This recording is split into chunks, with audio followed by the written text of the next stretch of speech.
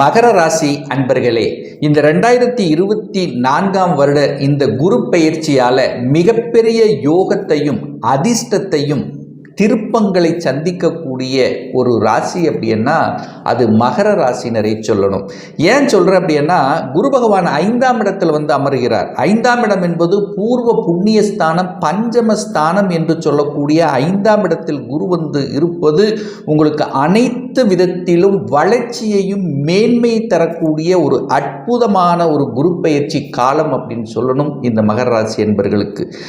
ஏன்னு சொல்கிறேன்னா, அந்த குரு பகவான் தனது 9ஆம் பார்வையாக பாக்கிய பார்வையாக உங்கள் ராசியின் மீது பதிகிறது. உங்கள் ராசி லக்னம் உயிர் மீது பதிகின்ற காரணத்தால் இதுவரைக்கு கடந்த 2.5 வருடங்களாக மன குழப்பத்தில் சிக்கி தவித்து கொண்டிருந்த இந்த மகர ராசி அன்பர்களுக்கு அதிலிருந்து விடுதலை பெறக்கூடிய ஒரு நல்ல வருடம் அப்படின்னு சொல்லுவோம். அப்போ மனக்குழப்பம் இருந்தது, மனதில் தெளிவில்லாத தன்மை இருந்தது, ஏதோ போய்கொண்டிருக்கிறது, பல வகையான அழுத்தங்கள் பிரஷர்கள் கொண்டிருந்த இந்த மகர ராசி என்பதற்கு அந்த குருவினுடைய பார்வை முழு சுபர் என்று சொல்லக்கூடிய அந்த கடவுளினுடைய அனுகிரகத்துக்கு சொந்தக்காரர் என்று சொல்லக்கூடிய குரு பகவான் உங்கள் ராசியின் மீது பதியும் போது தன்னம்பிக்கை பிறக்கக்கூடிய தன்மை, ஒளி பொருந்திய தன்மை, அதாவது மன கவலைகள் நீங்கி மன சந்தோஷத்தை அடையக்கூடிய ஒரு நல்ல வருடமாக அமைய போகிறது. அப்போ இதுவரைக்கும் உடல்நலத்தில் ஏதாவது ஒரு தொந்தரவு இருந்தது, பிரச்சனை இருந்தது, தலை வலியாக இருந்து கொண்டது, எதற்கெடுத்தாலும் ஒரு வகையில் ஒரு சோம்பேறித்தன்மை, ஒரு மந்தத்தன்மை, ஒரு டல்னஸ், என்னடா இது எதிர்மறை எண்ணங்கள் விளைவித்து கொண்டிருந்த உங்களுக்கு இப்போ பாசிட்டிவ் எனர்ஜி வரப்போகிறது. அப்போ மனசு நன்றாக இருந்தாலே எல்லாமே நன்றாக இருக்கக்கூடிய அமைப்பு அல்லவா? அப்போ அதாவது எழுச்சி கிடைக்கக்கூடிய அமைப்பு, மனதில் தெளிவு, தன்னம்பிக்கை பிறக்கக்கூடிய ஒரு நல்ல வருடமாக உங்களுக்கு அமைகிறது. இதுவரை குடும்பத்தில் இருந்து வந்த அத்தனை வகையான பிரச்சனைகள் விலகக்கூடிய தன்மை, கணவன் மனைவிக்குள்ள சின்ன சின்ன சலசலப்பு இருந்தது, கணவன் ஒரு இடத்தில் மனைவி ஒரு இடத்தில், இப்படி ஒரு குடும்பத்தில் நிம்மதி இல்லாமல் இருந்து வந்த இந்த மகராசி என்பர்களுக்கு இந்த மே மாதத்தில் இருந்து நிம்மதி பிறக்கக்கூடிய தன்மை, கணவன் மனைவி ஒன்று சேர்வதற்கான வாய்ப்புகள், ஒருவருக்கொருவர் புரிந்து கொள்ளக்கூடிய சந்தர்ப்ப சூழ்நிலைகளை நிச்சயமாக உங்களுக்கு உருவாக்கக்கூடிய தன்மை. 5ஆம் இடத்தில் இருக்கக்கூடிய குரு உங்களுக்கு பதவியை கொடுக்கக்கூடிய தன்மை. 5ஆம் இடம் என்பது பதவி, தொழில் சார்ந்த விஷயங்கள், வேலை சார்ந்த விஷயத்தில் பார்த்தீங்கன்னா இதுவரைக்கும் கடந்த 2.5 வருடங்களாக ஒரு தொழிலில் செட்டில் ஆக முடியல, ஒரு வேலையில் இருந்தால் கூட வேலையில் அழுத்தம் பிரஷராக இருந்தது, தான் படித்த படிப்புக்கு உண்டான வேலை கிடைக்கல, இந்த மாதிரி வேலையில் செட்டில் ஆகாத பல வகையான சோதனைகளை தந்து கொண்டிருந்த மகர ராசி என்பர்கள் இந்த குரு பெயர்ச்சிக்கு அப்புறம் பார்த்தீங்கன்னா நிம்மதி பெருமூச்சு விடக்கூடிய அளவுக்கு ஒரு நல்ல வளர்ச்சி, மேம்பாட்டு, தொழிலையும் வேலையிலும் கிடைக்கக்கூடிய தன்மை. அப்போ 2.5 வருடங்களாக நல்ல உழைப்பு போட்ட அந்த உழைப்பு கேட்ட அங்கீகாரம் கிடைக்கல, என்னுடைய உழைப்புக்கு மற்றவர்கள் தான் சென்றது, எனக்கு ஏதாவது ஒரு வகையில் ஒரு நல்லது நடக்கவே இல்லை என்று ஏங்கி தவித்து கொண்டிருந்த மகர ராசி என்பர்களுக்கு நிச்சயம் இப்போ உங்க உழைப்புக்கு உண்டான பலன் கிடைக்க போகிறதுன்னு சொல்லணும். ஒரு நல்ல அங்கீகாரம் கிடைக்க போகிறது. உங்களுக்கு இதுவரைக்கும் ஒரு ப்ரமோஷன் தடையாக இருந்தது, ப்ரமோஷனே கிடைக்கல, ஏற்கனவே ஒரு 2 வருடத்துக்கு முன்னாடியே எனக்கு வரணும், பல எதிரி தொல்லைகள், பல இன்னல்கள் சந்தித்து அது ப்ரமோஷன் தடையாக இருந்த விஷயங்கள் எல்லாம் இப்போ ப்ரமோஷன் கிடைக்க போகிறது, பதவி கிடைக்க போகிறது. ஏன்னா 5ஆம் இடத்தில் குரு உட்கார்ந்திருக்கார் அல்லவா, ஒரு சுப கிரகம் உட்கார்ந்திருக்கார் அல்லவா, அது சுக்கிரனுடைய வீட்டில் உங்களுடைய யோகத்தை தரக்கூடிய அந்த வீட்டில் குரு பகவான் உட்கார்ந்திருக்கார் அல்லவா, அப்போ உங்களுக்கு ஒரு பதவியை கொடுக்க போகிறது. குழந்தைகளால் நல்லவைகள் நடக்கக்கூடிய ஒரு அற்புதமான ஒரு வருடம் அப்படின்னு சொல்லணும். ஏன்னா குழந்தைகள் ஒரு சைடு இருந்தாங்க, நீங்கள் ஒரு சைடு இருந்தீங்க, உங்கள் பேச்சை குழந்தைகள் கேட்கல, இந்த மாதிரி குழந்தைகளால் வருத்தமடைந்து கொண்டிருந்தவர்களுக்கு இப்போ குழந்தைகளால் நல்லவைகள் நடக்கக்கூடியதும், இன்னாரது குழந்தைகள் என்று சொல்லக்கூடிய அளவுக்கு பெயரையும் புகழையும் தரக்கூடிய தன்மை, குழந்தைகள் நன்றாக படிக்கக்கூடிய தன்மை, படிப்பில் சாதிக்கக்கூடிய தன்மை, அதாவது படித்த படிப்புக்குண்டான வேலை கிடைக்கக்கூடிய தன்மை, வெளிநாட்டில் போய் படிக்கணும் என்று ஆசைப்பட்டு கொண்டிருந்தவர்களுக்கு அந்த ஆசைகள் பூர்த்தியாகக்கூடிய தன்மை. ஏன்னா 5ஆம் இடம் என்பது கடவுளினுடைய அனுகிரகம் கொடுக்கக்கூடிய தன்மை அல்லவா. அப்போ 5ஆம் இடம் அப்படிங்கிறது குரு உட்கார்ந்திருக்கார். அப்போ கடந்த காலத்தில் கடந்த 2.5 வருடங்களாக எத்தனை பிரார்த்தனைகள் எடுத்திருப்பீங்க, எத்தனை இஷ்ட தெய்வங்களை வழிபட்டிருப்பீர்கள். அந்த வழிபாடு இப்போ உங்களுக்கு பலன் கொடுக்க போகிறது அப்படிங்கிறத ஸ்ட்ராங்கா உறுதியா சொல்லலாம். அதே சமயத்தில் குரு பகவான் தனது 5ஆம் பார்வையாக எங்க பார்க்கிறன்னா 9ஆம் இடமான பாக்கியஸ்தானத்தை பார்க்கிறார். அப்போ இதுவரைக்கு ஒரு நல்ல பாக்கியம் கிடைக்கல, அதுவும் குறிப்பாக குழந்தை பாக்கியம் கிடைக்கலையே என்று ஏங்கி தவித்து கொண்டிருந்த மகர ராசி என்பர்களுக்கு இந்த வருடத்தில் உங்களுடைய குடும்பத்தில் மழலை சத்தம் கேட்கக்கூடிய ஒரு அற்புதமான தருணத்தை உருவாக்கப் போகிறது அப்படிங்கிறத ஸ்ட்ராங்கா சொல்லலாம். அதே சமயத்தில் திருமணம் சார்ந்த விஷயங்கள் தடைபட்டு கொண்டிருந்தது.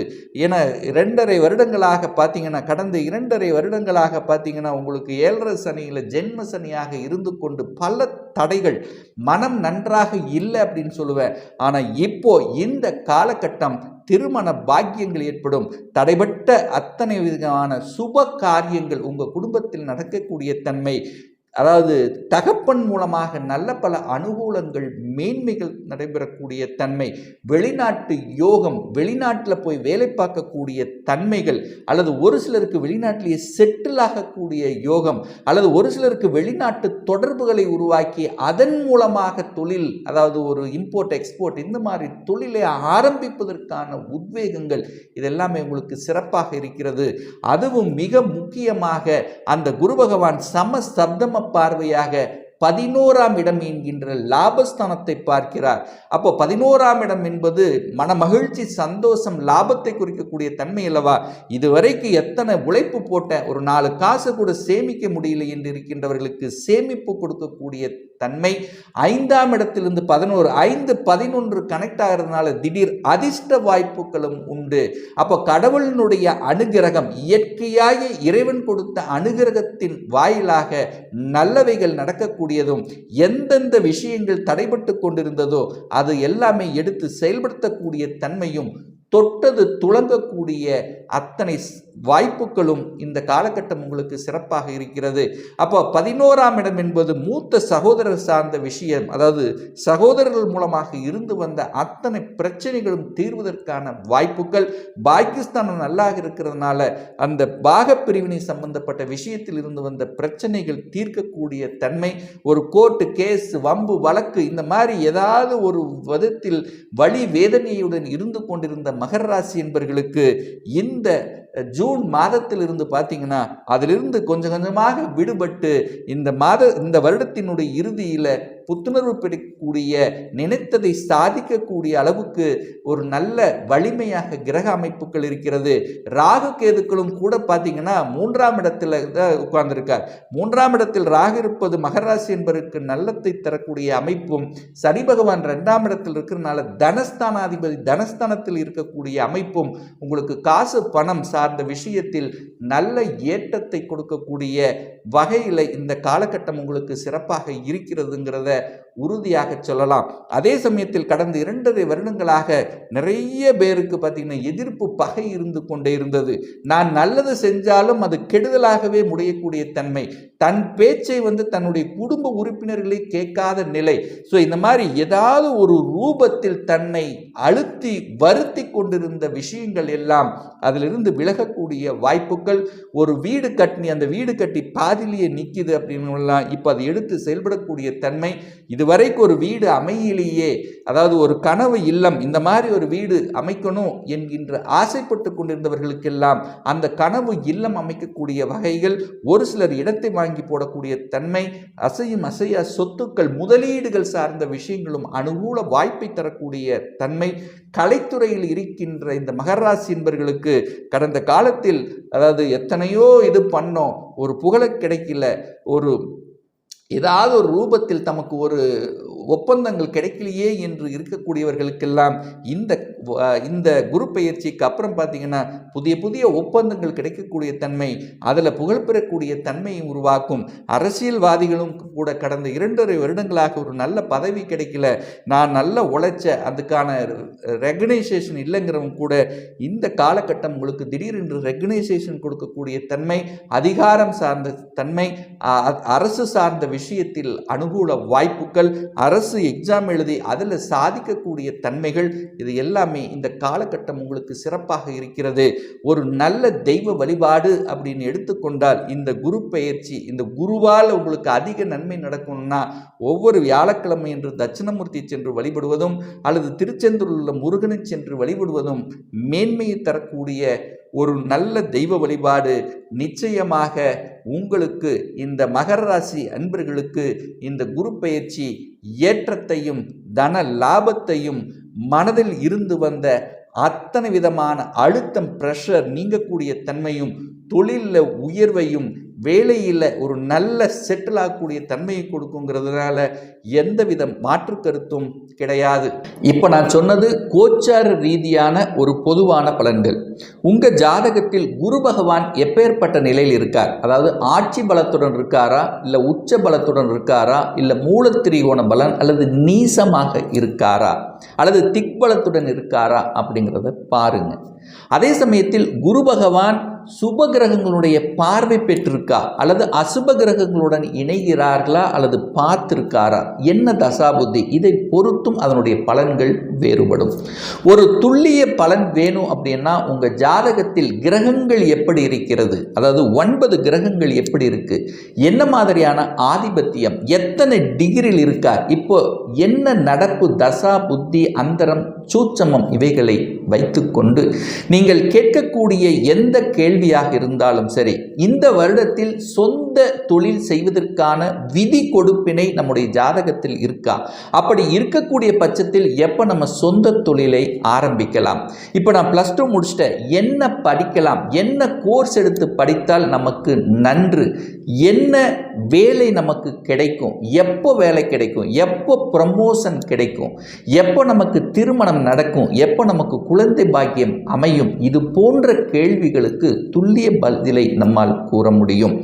ஒரு பர்சனல் கன்சல்டேஷன் எடுத்துக்கணும், அதாவது உங்களுடைய ஜாதகம் பார்க்கணும் என்று விருப்பமுடைய அன்பர்கள் டிஸ்பிளே தெரியக்கூடிய நம்பருக்கு வாட்ஸ்அப் மூலியமாகவோ ஃபோன் கால் மூலமாகவோ தொடர்பு கொண்டு அப்பாயின்மெண்ட் பெற்றுக்கொண்டு கன்சல்டேஷன் எடுத்துக்கலாம்.